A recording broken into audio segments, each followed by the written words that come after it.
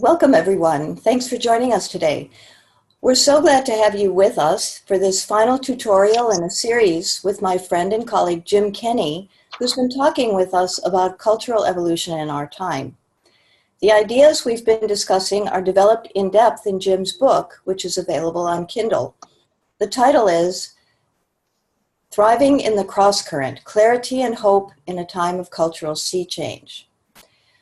For those of you who have not joined us before, I want to remind you who Jim is. Jim Kenny is founder and executive director of the InterReligious Engagement Project, co-founder and executive director of Common Ground, an adult educational organization and study center.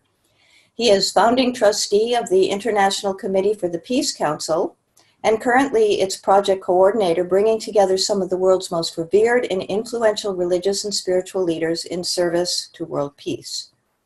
Jim is co-editor of the InterReligious Insight, a journal of dialogue and engagement, and former founding trustee and global director for a Council for a Parliament of the World's Religions. Today will be the last of this series of 4 tutorials giving background on the current condition of our societies in the context of evolutionary cultural sea change.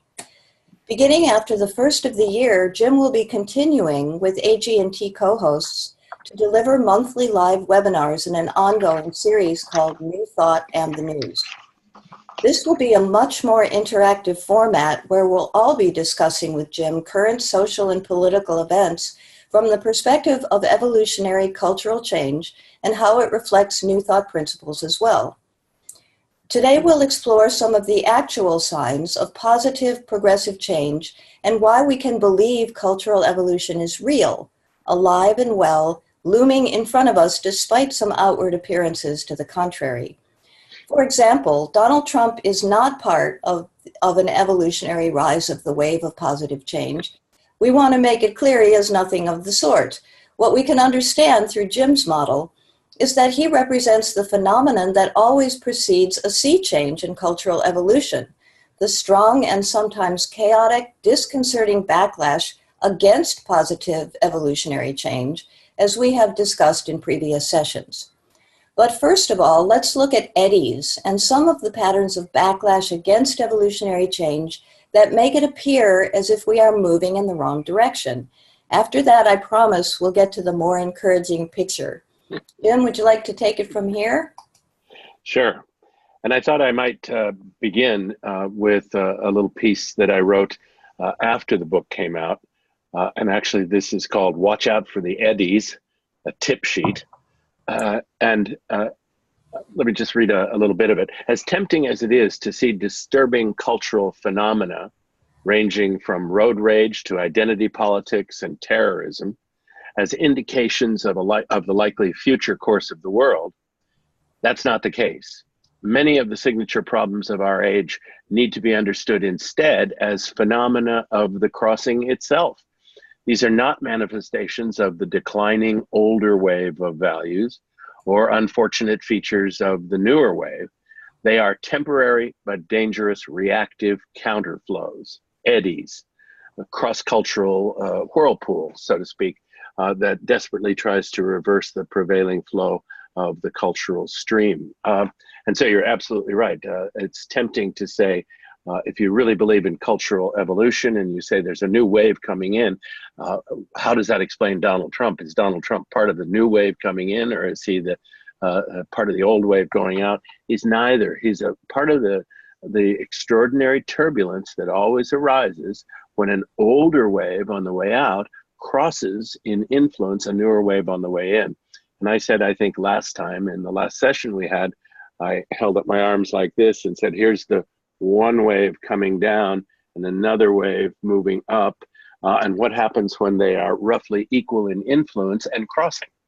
And what happens is turbulence, and that turbulence takes the form of, among other things, takes the form of eddies, by which I simply mean counterflow whirlpools of resistance. So the dictionary definition underscores the aptness of this metaphor.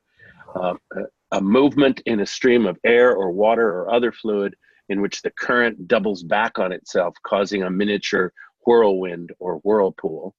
And a secondary meaning of eddy is a deviation from or a disturbance in the main trend of thought or life, especially one that is, I love this, relatively unimportant in the longer term. So my model suggests that there are at least three basic types of eddy. And each manifestation is a form of resistance to one of the major values of the newer wave.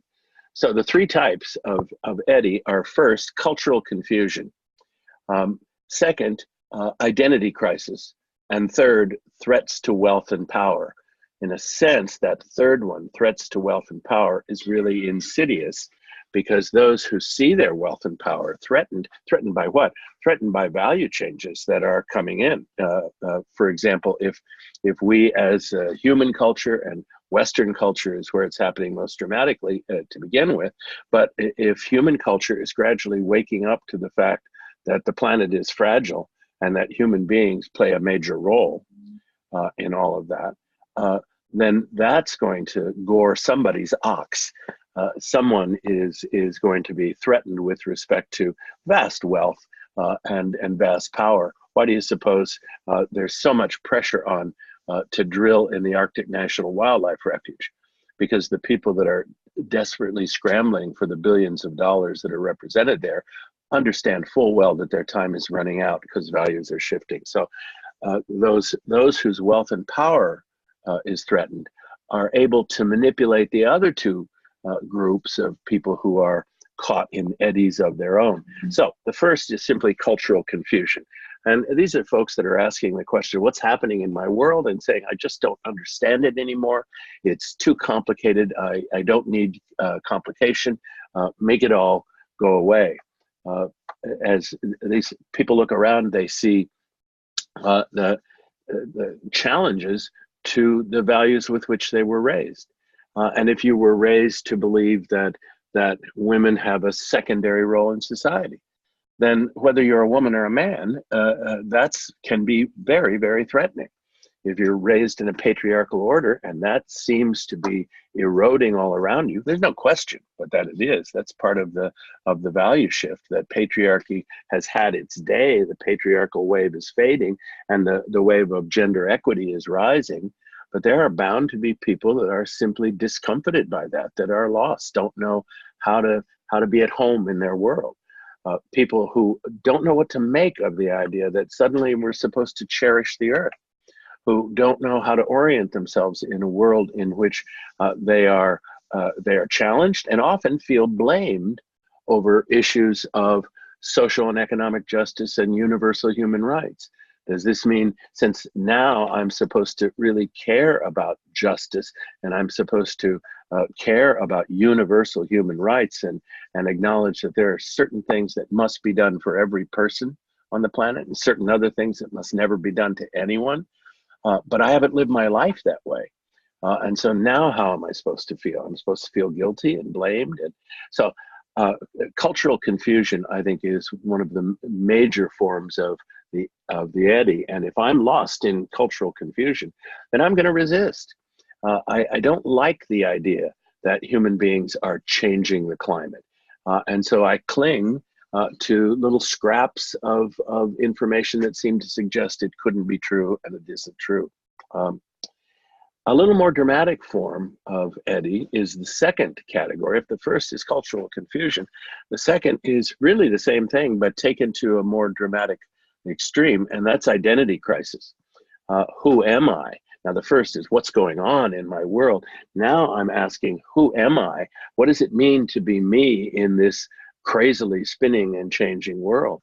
And the example I have given in an earlier session with you is, look, if I was raised to believe that my ticket to success in the world is the fact that I was born white, male, and Christian, and suddenly I find myself in a world where I'm asked, it is demanded of me that I respect people of color, that I summon up respect for women and accord women an equal place with men, or at least equity in our society. And finally, if I'm told that other religions deserve my respect, then that's completely disorienting, and it's a challenge to my identity. And we know very well, the psychologists have told us for a long, long time, that when someone's identity is threatened, he or she has to build a new identity. And how do you do that? How do you redefine yourself? Do you do it the mature and creative way, which is to define yourself in terms of your possible virtues? Right? How's my integrity coming along? How's my compassion doing? Am I reflective? Do I learn something new every day? That would be one way of building a new identity, by asking those questions, which questions, by the way, have always been part of the great spiritual traditions. In the Western Christian monastic tradition, that was called the examination of conscience. How am I doing? What kind of person am I shaping up to be? But it's so much easier, and most people who are caught in the throes of identity crisis don't mess with that. Instead, they define themselves over against someone else. So it's so much easier, rather than saying, how am I doing? How could I improve? To say instead, thank God I'm not a fill in the blank. Thank God I'm not a woman. Thank God I'm not Black. Thank God I'm not a Jew. Thank God I'm not a Muslim. Thank God I'm not an environmentalist or a feminist. Thank God I'm not whatever it happens to be. Thank God I'm not a liberal. Heaven forfend. And that is a terribly destructive whirlpool to be caught in, because once I've started to define myself over against someone else and say, thank God I'm not that person, it can be a very short step to rage and violence directed at that person. And we see plenty of that in the world. Where do you think the terrorist is born, whether it's a white nationalist terrorist or a Muslim terrorist or a Jewish or Christian terrorist, or in Myanmar right now, a Buddhist terrorist taking out after the Rohingya Muslims. Terrorism comes in all sorts of flavors, and always at the root, who is it that carries it out? It's someone who is desperately suffering from identity crisis in a world that's changing too rapidly. But what's really scary to me is that, except I know that ultimately this too shall pass, but what is deeply disturbing is that those whose wealth and power are threatened, these are not people who are culturally confused. They're not confused at all. These are not people who are confused about climate change. They're not confused about social justice. What they know is that the pursuit of social justice or honesty about climate change and the environment threatens their hold on wealth and their pursuit of power. And so they know how to do something profoundly insidious, and that is to manipulate the couch potatoes who are the culturally confused, and even worse, to manipulate those who are suffering from identity crisis. And it's not a very big step from identity crisis to militancy, especially if there's someone whose wealth and power are at stake, usually stirring the pot. So these are the essential patterns of eddies, I think, in our time. And I just would say this. I have to confess that I gave into the temptation, and in one section of the book, as I was talking about eddies, I called that section the Whirlpool Catalog. I have thought from time to time that perhaps that was a bit much, but it was very satisfying at the time. And I also titled a section that focused on what I thought were the four worst eddies. I called it 4 Deadly Spins. I promise that those are the only 2 times when I gave into unacceptable cuteness in the book, but the 4 deadly spins, or the worst of the eddies, 2 of them are ideologies, and 2 of them are what you might call oligarchies. 2 of them have to do with the concentration of power in the hands of the few.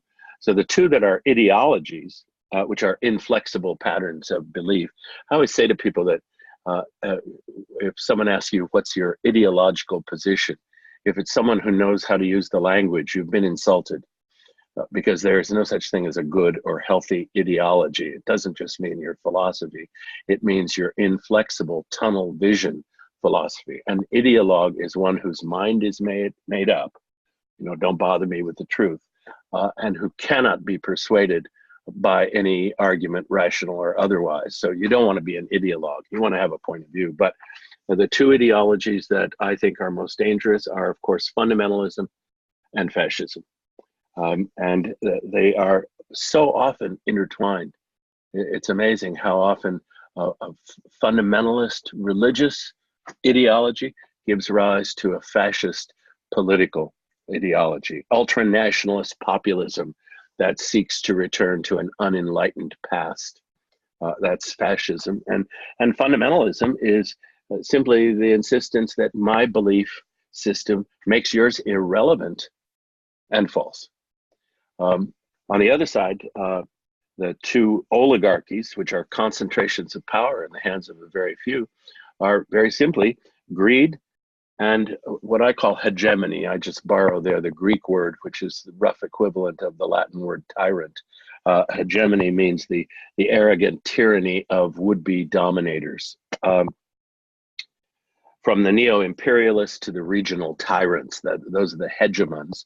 And then greed, globalizing greed, this is the self-entitlement of people I call the buccaneers, who want wealth and more wealth and so on. But the manipulation of the militants, the identity crisis, if you will, and the couch potatoes, those who are simply so terminally confused by it all, the manipulation of those two groups by the buccaneers and the dominators is what's really going on at some of the highest levels. And it's not a conspiracy theory. This is clear for everyone to see. And this is, of course, where someone like Donald Trump fits in. On a happier note, if I can go ahead with that, and this is why I believe that eddies are dangerous, they're troubling, they are deeply, deeply disturbing, and I don't want to underplay the danger part. They are extraordinarily dangerous. An eddy out of control has the capacity to damage or even destroy the world, and then where's our cultural evolution? I'm very aware of that. But if we survive, and if the planet survives, and I'm hopeful that both of those will happen, then here are some of the things that are underway. Now, I do want to stress once again that I'm talking, this is so tricky sometimes to get across, won't be to our audience, but I'm talking about the evolution of values. I'm not talking about the positive change of facts on the ground, right?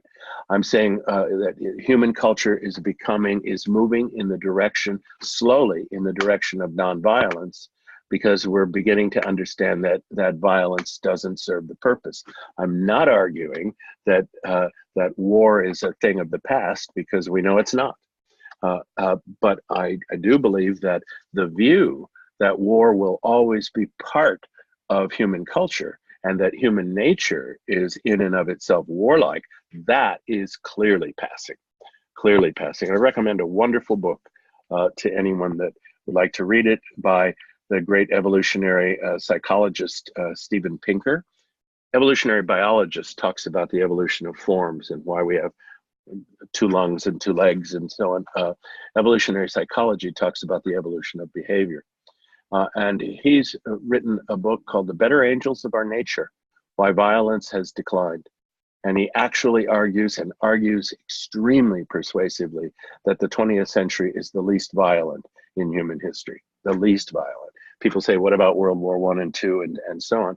But if you project those wars and the loss of life against the total population at the time and compare it to every preceding century, there has been worse carnage, worse violence, and everything from the bar brawl to domestic violence. A lot of people are going to be shocked by that, to abuse of animals, to anything you can think of, has clearly declined. Homicide has declined over the past, relative to the population, over the past century. So I think that's extraordinary.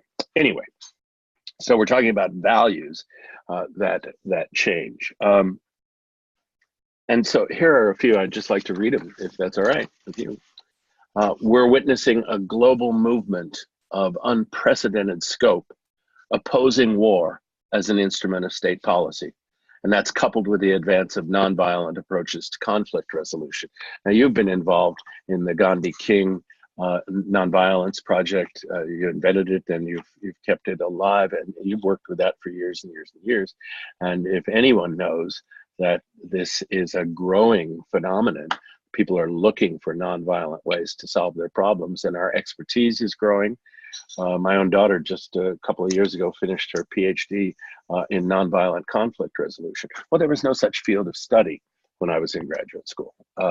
And now, not only is there a field of study, but accompanying technologies, they actually use that term, that have been developed. So we're moving in that direction. Most people who are in the business of diplomacy and international development and international relations would argue, most scholars would argue, that major war is a thing of the past. The smaller wars, the low intensity wars, are a huge problem now, but nevertheless, we have to recognize the steps that have been taken. Second, well, there's no particular order here, but the decline of patriarchy is another reason to be hopeful, and the rise of gender partnership and gender equity, along with a dramatic upswing in women's leadership in the changing culture. Sometimes I get in trouble when I bring this up, and people imagine that I've overstated the case. And believe me, I understand how far we have to go, but I think it's absolutely critical that we recognize how far we have come. If we project ourselves back to the 60s, in my book, I imagine a group of women. For some reason, I put them on the campus at Ann Arbor because it's a very campusy campus. And when I was visualizing, that's what I visualized. But this is a group of women in about 1964 on a rainy day, and they've come back to an apartment and sort of collapsed, and they've been out doing the good work of the movement, and today they are exhausted. They're very close to burnout, and they're bummed out. The men in their lives clearly don't understand what they're on about, and sadly, the women in their lives often don't understand. And I like to imagine that at that moment they're so close to giving up, but they don't. And to imagine what it felt like in 1964 and what it feels like in 2017 as we survey the scene, something we have to take stock. I think that's critical. At the same time, there's no question, but there's a new global awareness of and focus on economic and social justice and universal human rights. If you were to get, I've often thought of this, if you were to gather 100 of the best and brightest people in the world, just 100, about 100 years ago, put them together in a room and put to the philosophers, religious leaders, leaders in business and culture and politics and so on, and put to them the question, are there universal human rights? Does it make any sense to talk about certain things that must be done for all people and certain things that must never be done to any person? I think the overwhelming majority of people in that group would say no. That's simply beyond our ken. We can't cognize that. We can't countenance that. We can't make sense of it. And today, virtually anywhere in the world, if you put that question to people, they're going to say, yes, there are. Now, some people will say, but I despair of those rights ever being recognized and acted on. And that's a good point. But to recognize them, that's a value shift. And that's a critically important value shift. And hand in hand with that is the resurgence of environmental awareness, new models for ecological sustainability. Just the fact that we have that term, and most people know what it means, ecological sustainability, which means living and acting in such a way that you can keep living and acting in that way on into the future, like the great Iroquois tradition, we're told at least, that I should always think in terms of the next seven generations. Can I continue to live the way I'm living over the next 7 generations? Does that make sense? I'm often struck by the fact, and I often mention to people, that 75% of Americans consider themselves environmentalists. Now, on the one hand, that's completely ridiculous because we're not environmentalists. But on the other hand, how wonderful it is that 75% of us think we are or want to be or would like to be. What if that figure were 10? What if it were 10%? We'd be in serious trouble. So I take heart from that. And I believe that the new awareness of the fragility of the earth and the human role in all of that is not going to go away. The next generation doesn't see that as controversial any more than they see racialism as controversial or sexism as controversial. You talk to bright, educated young kids, and they can't imagine of us, their elders, they can't imagine that we ever thought that way, that we ever looked differently at people of color or at the other gender or at the earth. So again, I take great hope from that. I often say to people, if you don't believe in cultural evolution, I want you to strike up an imaginary conversation with your great-grandparents and talk to them about race, talk to them about sustainability, talk to them about gender, talk to them about social justice, and see how different their view is from yours. Now have a conversation with your children, your grandchildren, your great-grandchildren, even if you have to dream them up or imagine them. What do you suppose will be the environmental attitudes of your great-grandchildren, and their racial attitudes, and their attitudes toward justice and peace, and so on? At the moment, there are a variety of different efforts to shape multiple dialogues of civilization. Interestingly enough, it was President Khatami of Iran 2 presidents ago, who was the first great political reformer in the modern era in Iran, who came up with the idea of a dialogue of civilizations and appealed to his great friend Kofi Annan at the United Nations. And this was in the year 1999. And Kofi Annan said, this is a wonderful idea. And he went to the General Assembly and sold them on the idea that the year 2001 could be the year of dialogue, or could commence a year of dialogue of civilizations. And he put together a group of, in typical UN speak, they call them a group of eminent persons, to spend a year writing a draft of what that conversation might be like. And interestingly enough, that draft was scheduled to be presented to the United Nations on December 7th of 2001. And as you might imagine, it never was presented. It was lost in the shuffle, because that was the year that everything changed. But dialogue of civilizations, it's an idea whose time has come. It's on all sides. And another thing that gives me great hope is that we are clearly moving from exclusivist models of religious and social and political and cultural relationship and dialogue toward inclusivist and finally pluralist understandings. Just quickly, the exclusivist says, I'm right, therefore you must be wrong. The inclusivist says, I think we're both right, I'm just a little bit righter. And the pluralist says, I think there's room for us both to be correct, even if our ways of expressing the truth are profoundly different. So in religion, the Buddhist says, I don't talk about God, and the Christian or Jew or Muslim says, well, we do. But the pluralist says, and both of those ways of expressing ultimate reality can be non-contradictorily true. I believe that, again, 20 years ago, pluralism made no sense to most people. Today, I can tell you from my own experience, talking to people about this, it makes exquisite sense to more and more people. I would also say, and I think this will resonate with you and with a lot of people in our audience, there's clearly a rising spiritual hunger, revitalized spiritual search, and also a deepening of spiritual practice in our time and in our culture. That happens to be particularly strong here in the United States and in Western countries, because here it's a revitalization, it's a rebirth. In other cultures, people would say, well, it actually never really went away. But I think that's important, critically important. And hand in hand with that goes an idea that a very good and great friend of the two of us, Brother Wayne Teasdale, who passed away a number of years ago, used to talk about, and that was interspirituality, which I believe he introduced in his book, The Mystic Heart.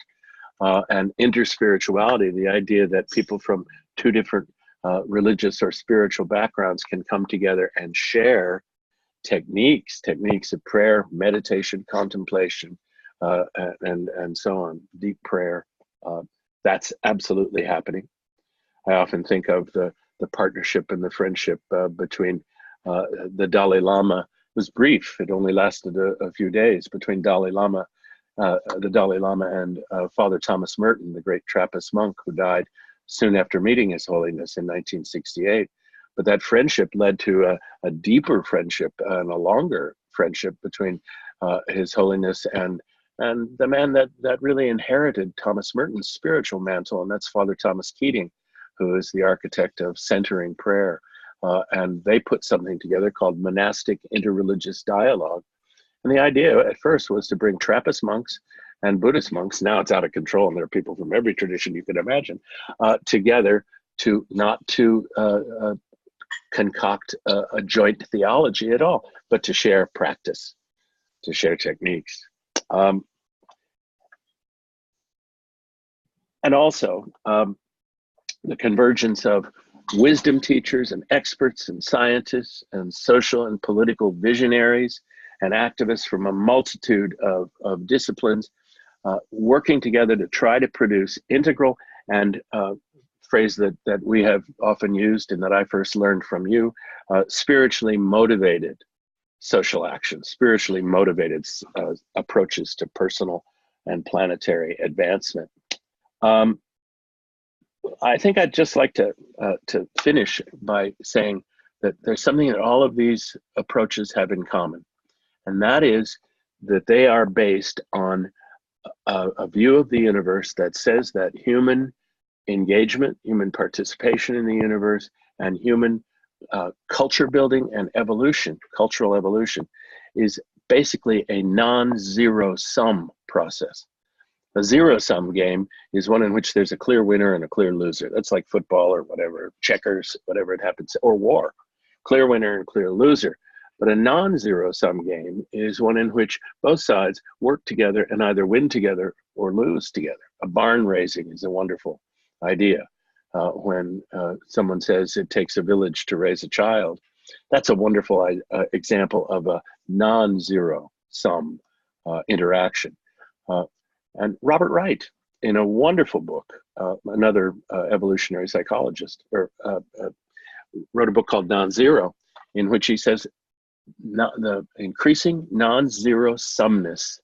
Actually, he wanted to call the book Non-Zero Sumness, but that's why God made editors, to not let us get away with silly things like that. That would have sold one copy if his mother had decided to buy it. But he argues that human cultural progress is a steady march in the direction of increasing non-zero sumness, learning to work together, learning to cherish interdependence, and so on. And every single one of the things I listed is an expression of that idea of growing non-zero sumness. And it all boils down to those three letters that we talked about in the first week: P, J, and S. Peace and nonviolent conflict resolution. J for social and economic justice and universal human rights, and S for ecological sustainability. That's the wonderful little rubric into which all of these points fit, and the whole thing is a non-zero sum dance.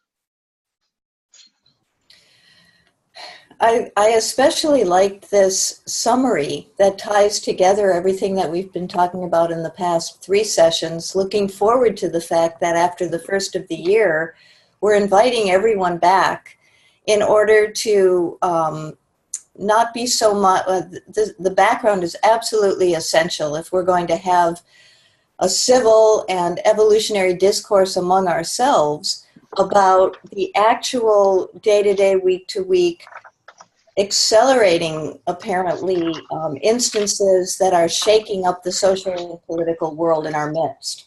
I mean, we definitely have people in our community who it's no longer actually even possible to ignore or be in denial of the news events of the day because it's ubiquitous and it's almost impossible to escape. But there are more and more people who used to say, paying attention to the headlines just interrupts my mindset. You know, I want to concentrate only on the positive because therefore I will attract more positive in my life. I think that this last period of eddies and turbulence has been a real maturity opportunity and process for many of the people who were getting along okay with that worldview in the past. So in this situation, I just feel like we've all been, like when a child has a traumatic event in their family or in their lives when they're very young, Right. it forces them to grow up quickly just in order to survive mentally, physically, emotionally. They have to face what is true and find some way to reconcile their unrest and their discomfort with that reality, just to incorporate and take it in. I think that if there's a silver lining to this, when you discuss backlash and eddies in service of the moving forward of this cultural evolution, that it's the fact that we've been kind of jumped from the fire into the frying pan, if that's a good metaphor. And if anything, we're forced to deal with these situations that if we had the luxury of being lax and flexible and tenuous much longer, we might not address with enough maturity, consciousness, and activism the challenges in front of us that really won't wait for us to catch up with them when it's comfortable. It's never going to be comfortable. So I'm especially I'm grateful to you for providing this background, because with people who have attended these tutorials and all the people who will probably back up and listen to the recordings, that because a lot of this material should be gone over again, so because it's quite Right. dense. My feeling is that from this foundation, we can move into our live programming next year to discuss the events not at random or not from the point of view of the latest political backlash or the argument or what comedian has what point of view, but form our own opinions based on the perspectives that we have carefully cultivated according to the laws and principles of evolutionary cultural sea change. So I believe this is a tremendous opportunity for our community. We're, again, extremely grateful to you for being on this journey with us, because I would consider you somewhat of a world expert on the topics. And I just would like to say thank you to everyone who's been sticking with us in this learning process, to know that it's going to yield even more as we move forward. So Jim, thank you so much. It's amazing. You're welcome. Thank you. Bye, everyone.